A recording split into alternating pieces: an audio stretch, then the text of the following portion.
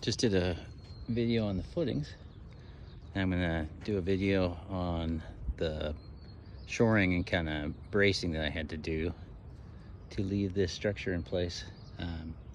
I'm leaving everything that you see framed up there, and then that old part there is gonna stay. So out here it was pretty easy because I could store the thing down. I don't have anything to support. But back there I had quite a bit of support to do, and I did it 3 different ways. So I'll show you all 3 of them. The first one is pretty simple.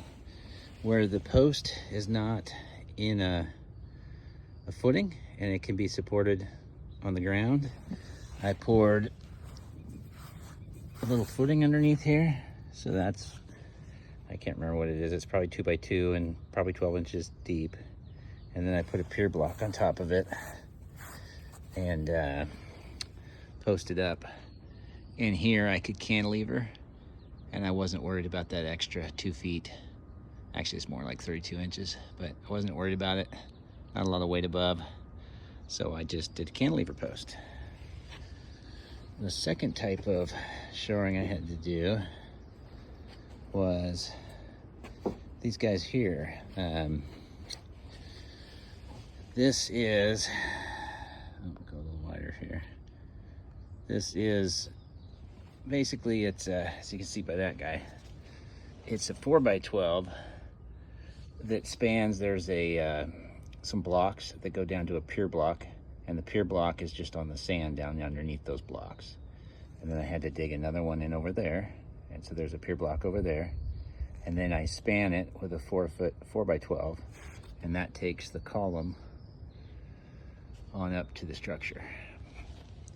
So that's the other type I did. And that was a lot of work because I had to dig out the bank, make that little hole back there, which is a pain in the rear. There's one there. And the third type of shoring I did was these old piles. You can see them. I've swapped most of them out for newer temporary posts. But what I did, the idea is the same, is I can't have these posts going into my concrete pour. So I put a steel post. In this one I had to dig down, down in the ground there about 1 foot because of the keyway, or where the other foot enters, or the other footing enters this footing. But I had to dig out and drop a pier block underneath there. And then I put this spool of steel in, and then I am back to my wood columns that go up. And this is staying in the concrete pour, that's why it's steel. But once the concrete's poured, then I can start building the wall and supporting it a different way. But that's it. So that's the third type.